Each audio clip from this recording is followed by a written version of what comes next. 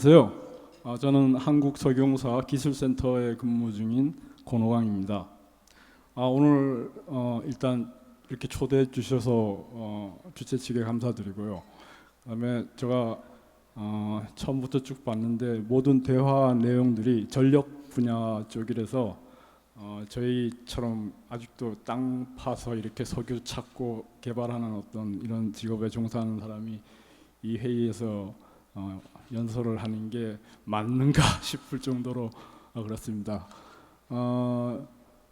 일단 뭐 저게 석유하고 가스 산업은 크게 업스트림, 다운스트림 영어로 이렇게 나눠집니다. 한국말로 하면 상류 부분하고 하류 부분 이렇게 나눠지는데 이제 상류 부분 같은 사업을 이제 석유공사나 가스공사도 사실 일부 그쪽에 많이 하고 있고요. 그다음에 이제 하류 부분이 이제 정유사 쪽이 이제 그래서 사실 우리 국민들은 하류 부분 석유에 대한 하류 부분은 굉장히 친밀하게 생활하면서 이제 느끼는데 상류 부분은 사실은 저희가 그 필드가 없기 때문에 일반 국민 여러분들은 잘 우리 산업을 이해를 못하고 계시는 상황입니다. 그래서 오늘 제가 좀 소개를 드리는데 거기에 이제 AI, 머신러닝, 딥러닝까지 이제 고급 기술이 들어가서 잘 어떻게 제가 생각하는 것을 표현을 할지 좀 걱정이 되기도 합니다.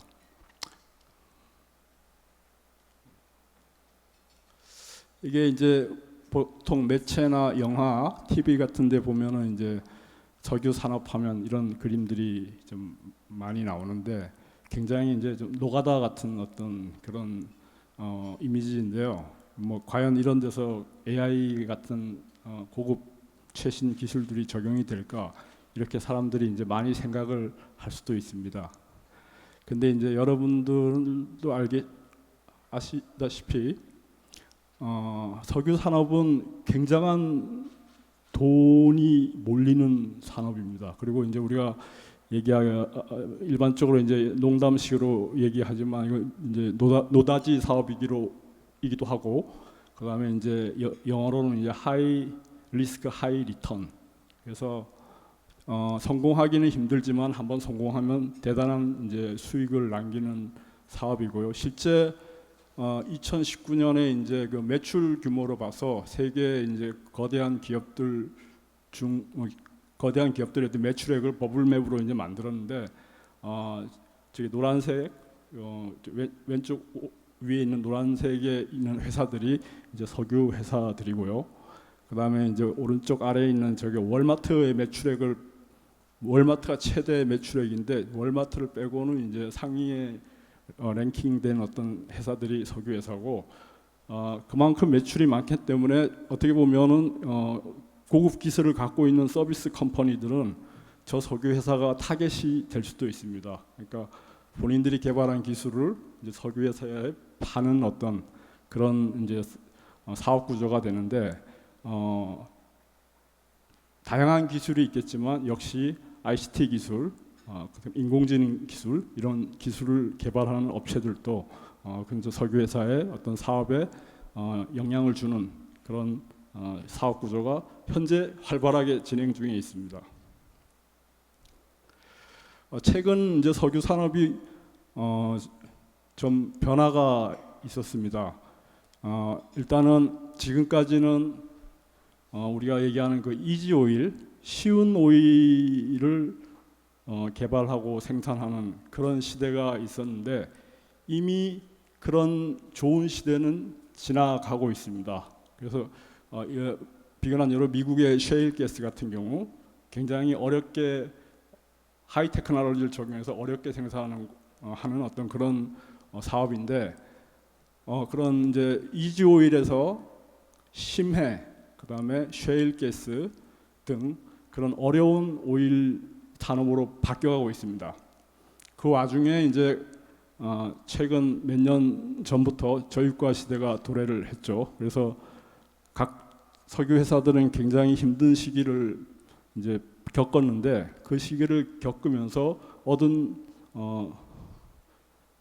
노하우도 생겼습니다. 그 시기를 겪기 위해서 각 석유 회사들은 이제 고효율적으로 필드를 운영하는 어떤 노하우를 갖게 돼서 결국에는 생존하는 회사가 앞으로 이제 계속 미래를 향유하는 어떤 그런 시대가 왔고, 그 저유가 시대의 동반해서 이제 4차 산업혁명 기술이 같이 발전했습니다. 그래서 아까 한전에서 쪽에서 이제 말씀드린 게 제가 좀 듣고 이렇게 느꼈던 게, 그 AI 쪽을 안정적인 이 전력 산업에 어떻게 적용이 가능할 건가에 대한 어떤 의문을 패널 분들 중에서 한번 말씀드렸는데, 이제 석유 쪽은 기존의 쉬운 오일을 생산하는 방식이 어려운 오일로 바뀌었다는 게 이 AI와 그다음에 머신러닝 이 적용될 수 있는 어떤 문을 열었습니다. 그래서 석유는 땅속 한 3,000m, 4,000m 아래에 있는 어떤 유체이고요. 그 유체가 이제 암석 사이에 있는 어떤 틈에서 존재하는 건데, 결국에 우리가 그걸 지상으로 끌어오기 위해서는 시추공을 뚫어갖고 연결 통로를 만들어주고, 그다음에 무엇보다 중요한 건 엔지니어들은 그 석유가 땅 속에서 어떻게 흐르는지를 예측을 해야 됩니다. 근데 이제 과거에 그러니까 냉전 시대 때 이제 그런 유체가 땅 속에서 어떻게 흐르는지를 갖다 예측하는 이제 수학자들과 과학자들이 있었죠. 그래서 이제 소련하고 그다음에 미국에 있는 어떤 기술자들이 이제 그쪽 기술에 대해서 이제 선도해 나갔는데, 소련에 있는 수학자들은 그 유체의 흐름을, 즉 비선형 방정식이죠. 우리 얘기하는 비선형 미분 방정식을 손으로 풀어갖고 그다음에 그 유동의 어떤 퍼포먼스를, 거동을 예측을 하는 그런 식으로 접근을 했고요.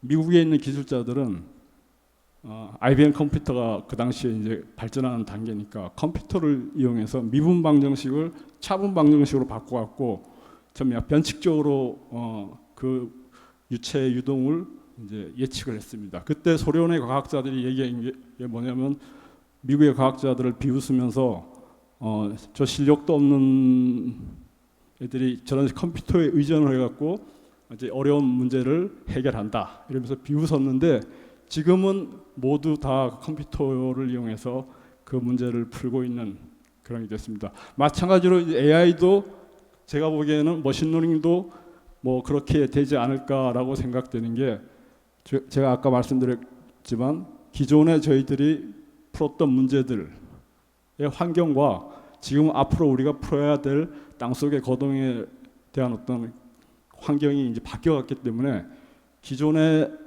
만들어졌던 방정식을 갖고는 앞으로는 못 푼다는 문제가 생겼습니다. 결국에는 데이터를 이용해야 되고, 다행인 거는 우리가 데이터를 저장할 수 있는 어떤 기술이 같이 발전을 하고 있기 때문에 석유 산업 쪽에서는 AI가 굉장하게 발전을 할 거라고 저는 생각합니다. 그래서 AI는 지금 단계에서는 사회적인 이슈지만 사실은 석유 쪽은 20년 전부터 AI 기술을 적용을 해서 이미 상용화된 소프트웨어를 파는 그런 회사도 있습니다. 다만 이제 머신러닝하고 딥러닝 방법이 이제 최근 들어서 각광을 많은 연구자들이 연구를 하고 있는데요. 그래서 앞으로 한 10년 후면은 머신러닝, 딥러닝 분야가 석유 산업의 어떤 미래를 예측하는 그런 솔루션이 되지 않을까 저는 그렇게 생각합니다.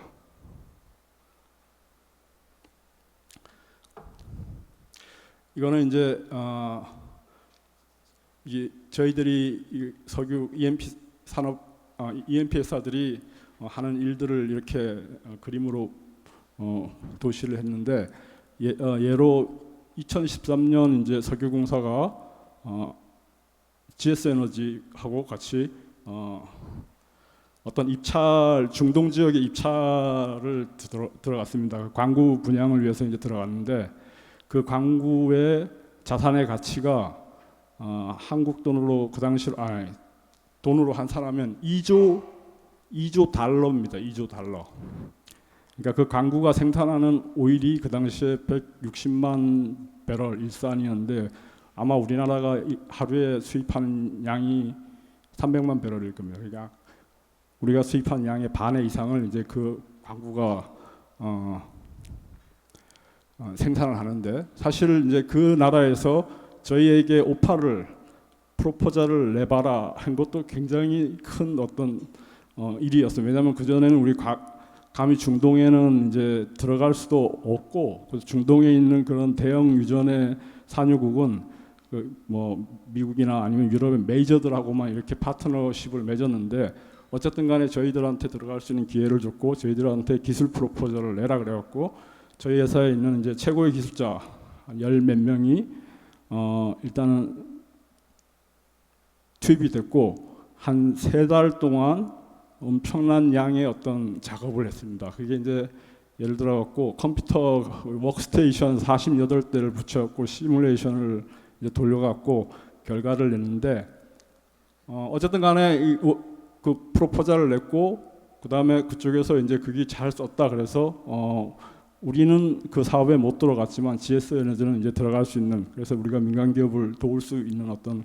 그런 일을 했는데, 아마 10년 후에 똑같은 데이터를 주고 똑같은 일을 하라 그러면 제가 보기에는 48대 컴퓨터 워크스테이션 필요 없이 그냥 집에 있는 컴퓨터 갖고 아마 한 명이 이렇게 그 솔루션을 낼 수 있는 그런 시대가 올 거라고 저는 생각합니다. 물론 이제 그러기 위해서는 빅데이터, 그다음에 머신러닝 이런 방법들을 사용해야 될 것입니다.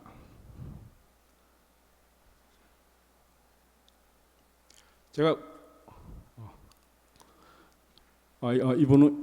이 그림은 일단 우리 쪽에서도 머신러닝에 대한 어떤 관심들이 학계 쪽에 엄청나게 증가되고 있고, 매년 통계를 보면 머신러닝 분야의 어떤 시장 규모도 기하급수적으로 증가하고 있다는 어떤 그림을 보여주고, 그 다음에 머신러닝 관련한 기술 페이퍼가 최근 2년간 굉장히 늘어나고, 그 다음에 이제 재밌는 거는 그 머신러닝을 돌릴 수 있는 플랫폼 역할을 하는 그 텐서플로우에 대한 사업도 이제 저유가가 끝나고 유가가 안정됨으로써 그쪽에 이제 기술을 발전시키려고 하는 관심들이 늘어나고 있습니다.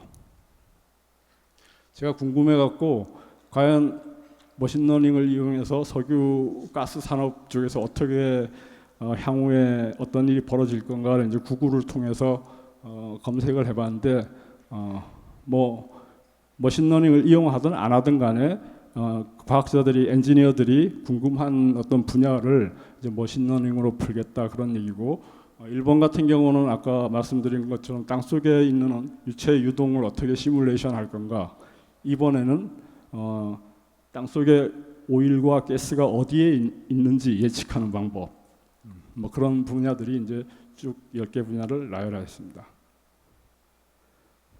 석유공사도 뭐 여러분들은 잘 아시는 분도 있고 뭐 모르시는 분도 있을 건데, 뭐 언론에는 요즘에 이제 자주 저들이 안 좋은 소식도 이렇게 되는데, 우리가 기존에 있는 사업에서 이제 사업의 모델을 조금 바꾸려고 합니다.